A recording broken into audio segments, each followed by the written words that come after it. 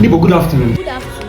I don't hear your voice since. Not only your voice, I don't hear for this compound since. And the food where I buy you, I don't just understand that all, eh? See the one where I buy in the morning, you know sweet. You know I come buy this afternoon again, you know still sweet. See the salad where they give me, it be like when 20% chop me. The chicken is not even chicken.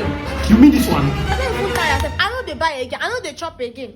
It is smoky. I will use my hand go cook my thing by myself. I know they buy. I know they chop. I don't even tire myself. Waiting happen. Let's go back in the morning. Buy in the afternoon. Buy in the night. You know go see chop. I don't want peace. I beg. I don't fit chop again. I don't want tire. problems, See, always. I go to use my money. Go market. Go to buy my thing by myself. I don't tire. I don't go chop again. If I waiting happen every time, let's go to buy food. A few moments later. Hey neighbor, are you evangelism today now? Neighbor. This chicken is chicken.